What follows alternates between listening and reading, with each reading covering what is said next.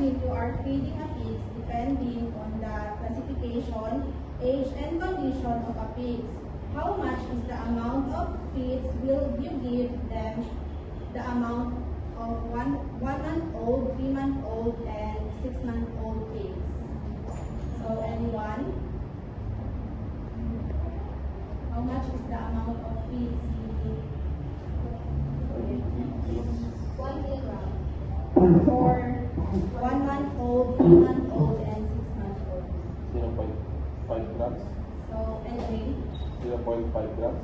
For 1 month is the 1 month. So how about the 3 months? 3 months is about 1 kilo. 1 kilo. I think 1 kilo. 0.5 grams. 1.5. 1 month, 26 fixed number is like 1 kilo. Sa 3 months, mga 1 kilo and a half to 2 kilo. Sa 6 months, kasi yung 6 months is kailangan na nila bawas-bawas sa bukain kasi malaki na. So, may tendency na 1.5 or 1 kilo and a half to 2 kilo. So clarify lang. So for a 1-month-old pig, so we can feed them around 0.5 kilo per day. So for 3 months is we can feed them at least 1 to 1.5 kilo per day, and for 6 months is around 3 kilo per day. So for the start, I will group you into 2 groups. We will be having an activity first. So this activity is called Feed the Pigs, learning what pigs eat. So let's group the class into 2 groups. So let's start. 1, 2. 2. 1.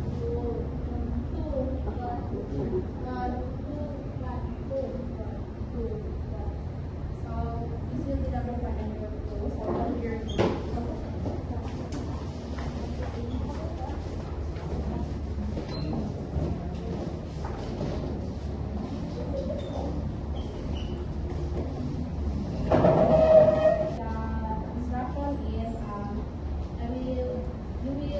Identify which type of feeds will give to pigs depending on their month. So either starter or grower or finisher lang.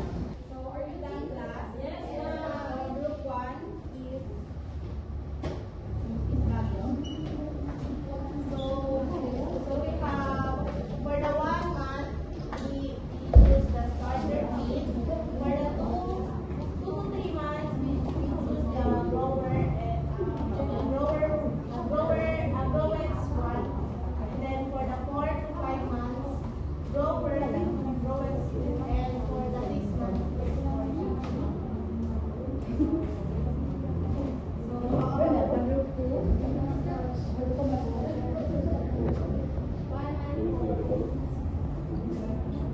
3 starter. Or starter. No, I don't want 2 months. Okay. For 2 months old, starter feed. Yes. 3 months old, grower feed. 4 months old, grower feed. 5 months old, finisher feed. 6 months old, pwede na kasi mag-bookies. 6 months, so therefore, commercial na naman, commercial. Mag-paano siya, designating field siya. Okay, thank you everyone. So based on the activity that we did, so what do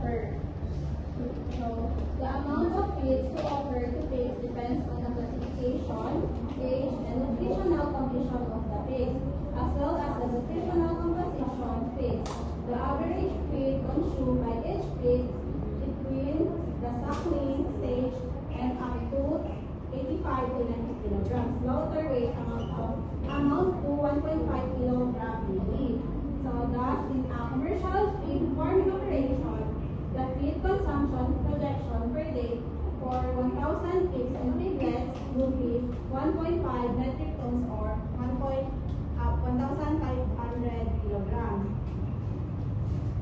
So this is the example of based on their age and the volume of pigs that they will take. So for 1 month, so at least 0.6 in the whole month. So for 2 months or so for starter pigs, starter at least 0.5 daily. So for 3 months is at least 0.9 to or 1 or 1.5 kilograms. So for 4 months is 1.3 to 2 kilograms per day. So for 5 months is at least 2.0 to 2.7 kilograms per day. So for 6 months is at least 2.8 to 3 kilograms per day. So next is here's an example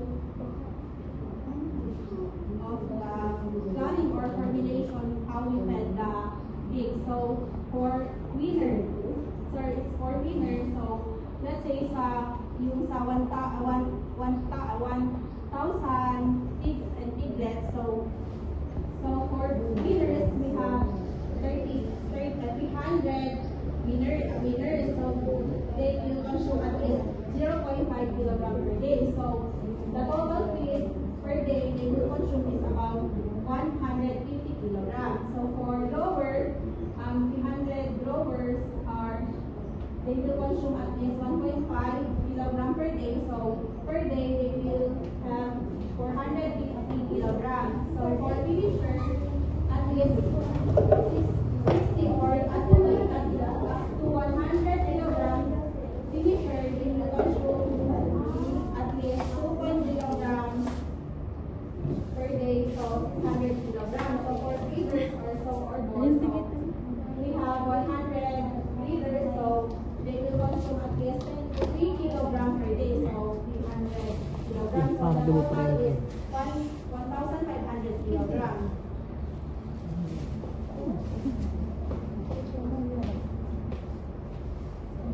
Generally, in breeding cows where more sow and replacement bills are raised, the average of daily consumption of each pig is 3 kilograms. So for piglets can consume the following volume feeds according to their age. So accordingly to their age. So next is the given guide on volume of feeds consumption is based on 3 kilogram feeds efficiency in any appropriate type of feeds with a ratio lower CP or crude protein and digestive energy. So the amount of feeds that the animal should consume must be greater than or to reach at least 9 kilograms slaughter weight. So another rule of thumb to determine the volume of feeds to offer is to compute the 3% of body weight of the pigs. So for example is 90 kilograms of pigs. So how do we get the 2.5 kilograms? So we will multiply it to 3%. 3%. Sa 90 kilograms, we will multiply it to 3%. Ako 2.75.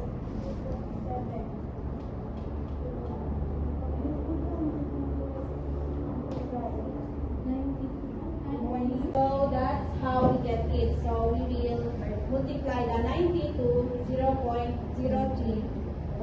So consumption per day. So how about the 70 kilogram of fish? 2.1.